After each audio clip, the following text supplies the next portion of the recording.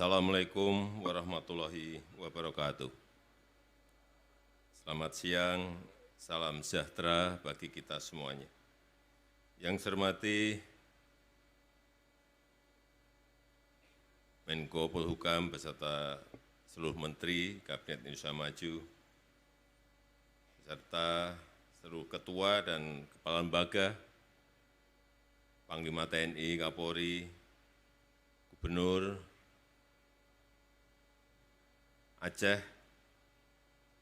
beserta seluruh Forkompinda Aceh, Bupati dan Wali Kota yang hadir dari PD Aceh Utara, Aceh Selatan, Bapak Ibu hadirin dan undangan yang hadir secara fisik maupun virtual, khususnya para korban dan atau ahli waris korban yang saya hormati. Pada hari ini kita berkumpul secara langsung maupun virtual di Kabupaten Pidi, Provinsi Aceh, ini untuk memulihkan luka bangsa akibat pelanggaran HAM berat masa lalu yang meninggalkan beban yang berat bagi para korban dan keluarga korban. Karena itu, luka ini harus segera dipulihkan agar kita mampu bergerak maju.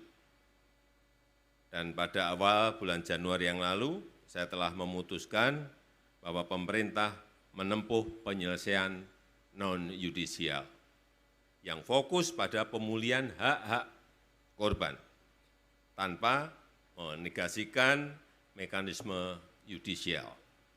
Dan hari ini kita bersyukur, alhamdulillah, bisa mulai direalisasikan pemulihan hak-hak korban pelanggaran HAM yang berat di 12 peristiwa, yang sekaligus menandai komitmen bersama untuk melakukan upaya-upaya pencegahan agar hal serupa tidak akan pernah terulang kembali di masa-masa yang akan datang. Saya mendapatkan laporan dari Bapak Menko Polhukam bahwa korban dan keluarga korban di Aceh telah mulai mendapatkan pelatihan-pelatihan untuk meningkatkan keterampilan kerja, jaminan hak untuk kesehatan, jaminan keluarga harapan, dan perbaikan tempat tinggal, serta pembangunan fasilitas lainnya. Itu saya minta maju ke depan, tadi yang mendapatkan beasiswa.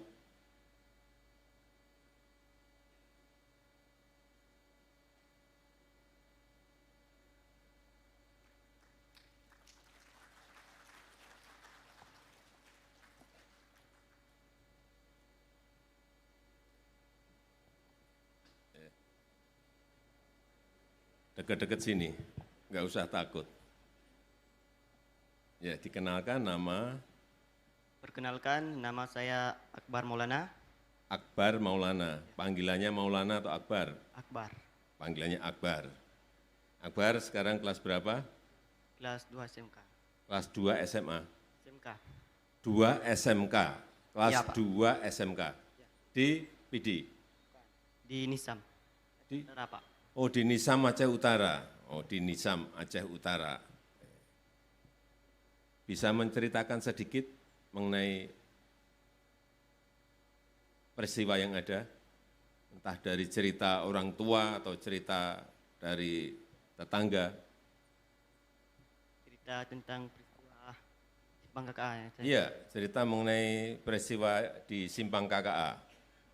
Oh, ini peristiwanya yang Simpang KKA.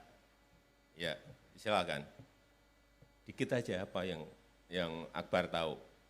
Ya, waktu itu ayah saya lagi pulang sekolah, Ayah baru pulang sekolah. baru masa sekolah, masih muda, Oh, masih muda, masih sekolah. Terus, kelas berapa itu? kelas nggak tahu. Nggak tahu. Ya. Terus pulang sekolah, Ya, SMA, SMK, atau masih SMA. SMA, pulang sekolah, terus Ada rame-rame di depan pintu masuk simpang pintu ada masuk rame-rame di Di pintu KKA. masuk simpang KKA. Ya, Pergi ya saya ke situ. pergi Ayah Akbar ngapain pergi ke sana? Kan rame-rame ikut. Ya, Rame-rame ikut gitu aja. penasaran Ya, Bapak. penasaran gitu. Terus ini yang cerita seperti ini siapa yang memberitahu? Bapak. Bapak. Oke, terus Ya ditembak ya.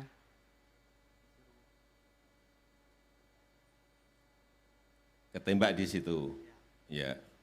Terus Akbar lahir. Mana ada. Gimana? Ceritanya gimana? Habis tembak ya jarak Pak. Habis ditembak, Bapak saya. tiarap. Terus Nggak tahu lagi. Udah habis cerita. terus Kan nggak semua dicerita, mana tahu saya. tidak semua diceritakan sehingga nggak tahu. Ya, Berarti peristiwa ini sudah berapa tahun? Akbar saat itu belum lahir. oh belum lahir. Sebentar. Yang ikut dalam peristiwa itu bapaknya Akbar. Ya, Bapak. Waktu masa sekolahnya Bapak, bukan saya. Waktu Ya, Bapak masih muda. Masih muda, Ya, kok belum lahir? belum. Bapaknya belum nikah. Belum.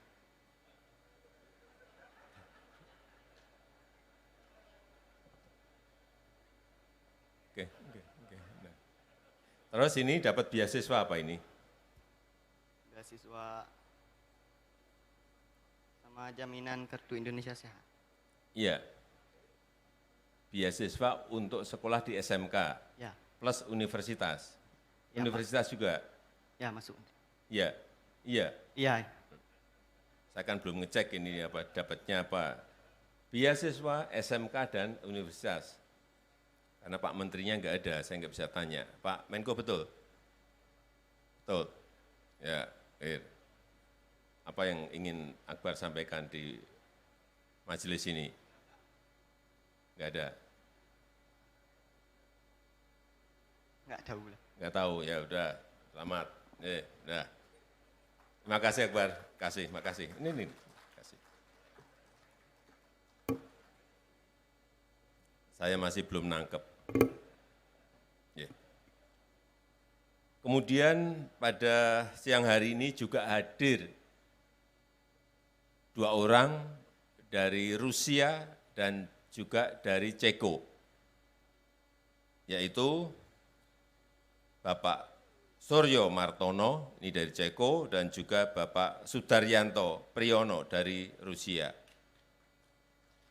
Boleh naik ke panggung, Pak? Beliau ini datang jauh dari Ceko dan dari Rusia.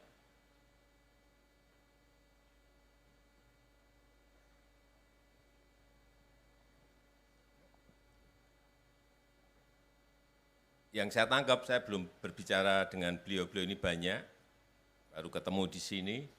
Yang saya tangkap saat itu ada beasiswa untuk para mahasiswa, betul Pak? Ya, betul. Iya. Dan dikirimkan dari PT Indonesia ke Rusia maupun ke Ceko. Kemudian ada peristiwa 65, beliau-beliau ini tidak bisa kembali ke Indonesia. Bayangkan, masih mahasiswa. Mungkin Pak Suryo Martono bisa bercerita pendek. Ya, pada waktu September 30, 65 terjadi sesuatu peristiwa di Indonesia yang menyangkut adanya kudeta di Indonesia, dan apa yang kita terima adalah bahwa kudeta itu didalangin oleh Bung Karno. Dan buat saya pribadi itu sangat tidak masuk akal, sebab Bung Karno waktu itu sudah menjadi presiden dan dengan kedudukan yang kuat. Pak Suryo saat itu umur berapa? Saya waktu itu umur 20, itu tahun 65 berarti 22. Umur 22, 22, menjadi mahasiswa di mana? Di Ceko. Universitas di Ceko. Ya, yaitu Sekolah Tinggi Ekonomi. Sekolah Tinggi Ekonomi di Ceko, atas beasiswa dari negara. Dari negara lewat Kementerian PTIP, Perguruan Tinggi dan Ilmu Pengetahuan. Dikirim oleh negara lewat PTIP, Ya, atas semuanya biaya negara. ya. Ya. Dengan perjanjian bahwa nanti setelah kita lulus harus bekerja dibuat untuk negara paling tidak selama 3 tahun. Oh, maka ikatan dinas Ya, harus bekerja untuk negara Ya. selama 3 tahun. Ya, ya. Tetapi karena peristiwa 65 Bapak tidak bisa kembali. Tidak bisa. Ya, tidak bisa kembali. Tidak bisa kembali atau takut kembali? Tidak bisa kembali karena saya dicabut paspor. Saya dan 16 teman-teman di PPI Cekoslowakia waktu itu Dicabut semua paspornya. dicabut semua karena tidak mau kita tidak mau menandatangani persetujuan atas terbentuknya pemerintahan Yang baru. yang baru. Oke. Ya. Kemudian Pak Suryo Martono sekarang umur berapa? Dulu umur 22, sekarang umur berapa? 80. 80. Ya, bulan Desember. Kelihatan masih 40. Terima kasih.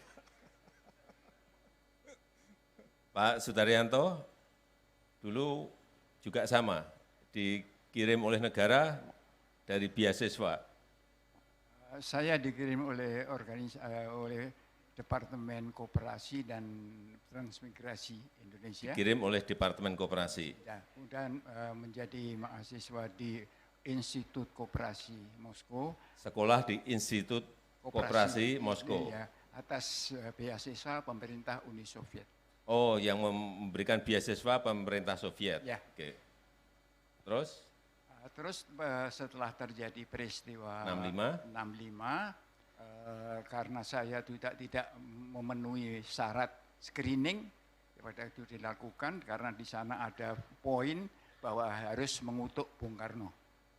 Ini yang langsung tidak saya terima dan akhirnya dalam seminggu sesudahnya saya menurut surat pemberitahuan bahwa paspor saya sudah dicabut dan saya kehilangan kewarganegaraan. kemudian Bapak sampai sekarang tinggal di Rusia, Ya. di Moskow. Ya, sesudah itu saya mendapat jaminan dari pemerintah Uni Soviet untuk tetap belajar dan menyelesaikan pelajaran di sana, kemudian dikasih pekerjaan sampai sekarang. Tapi saya sekarang sudah pensiun, jadi sudah meninggalkan arena. Saya sempat untuk menjadi dosen di Universitas Koperasi Rusia, menjadi dekan dan telah mengadakan beberapa kunjungan ke Indonesia, mengadakan beberapa pembicaraan dengan universitas-universitas di Indonesia, membaca sedikit informasi dan Indonesia. Jadi hubungan dengan Indonesia sesudah tahun 2000 kembali normal. Ya, kemudian pemerintah Indonesia memberikan kesempatan untuk bisa mengunjungi Indonesia di mana diperlukan.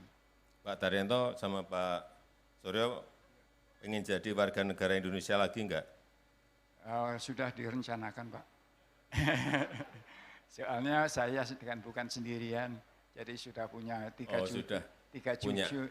Keluarga Ya, besar. dan di sini ada 3 cucu, jadi Istri dari Rusia. Ya. Wah, bawa ke Indonesia kan belum tentu mau gitu ya. Ya belum tentu, tapi kalau diyakinkan saya kira bisa. Oh. Kalau Pak Surya pengen kembali. saya belum punya rencana karena situasi yang semacam ini buat saya kejutan. Saya tidak mengira bahwa bisa terjadi langkah-langkah di dalam saya masih hidup. Ya. Terus terang saja, ini adalah suatu saat yang bersejarah, bukan saja buat saya sih sudah tidak, bukan apa-apa lagi. Yang terutama yang dari buat generasi muda, iya, maju ke depan. Ya, jika ingin kembali jadi WNI, ya, saya gembira dan kita semua saya kira gembira. Terima kasih. Untuk menunjukkan bahwa memang negara ini melindungi warganya. Terima kasih, Pak. Pak Daryanto, Pak Suryo, terima kasih. Silakan kembali. Terima kasih, Mas. Terima kasih. Terima kasih.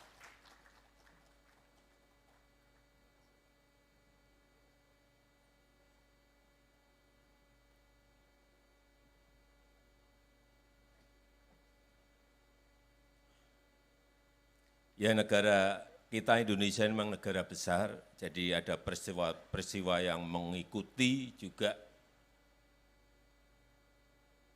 Kadang-kadang peristiwanya baik, tetapi juga ada yang tidak baik. Dan saya kira norma di negara-negara lain juga pasti memiliki sejarah-sejarah seperti itu. Oleh sebab itu, sekali lagi, pemerintah memiliki niat yang tulus atas rekomendasi dari BPHAM untuk menyelesaikan pelanggaran hak asasi manusia berat di negara kita Indonesia. Dan kepada para korban atau ahli waris korban, saya mengucapkan terima kasih atas kebesaran hati Bapak, Ibu, dan saudara-saudara sekalian untuk menerima proses ini setelah melalui penantian yang sangat panjang. Saya yakin tidak ada proses yang sia-sia. Semoga awal dari proses yang baik ini menjadi pembuka jalan bagi upaya-upaya untuk menyembuhkan luka-luka yang ada. Awal bagi terbangunnya kehidupan yang adil, damai, dan sejahtera di atas pondasi perlindungan dan penghormatan pada hak-hak asasi manusia dan kemanusiaan.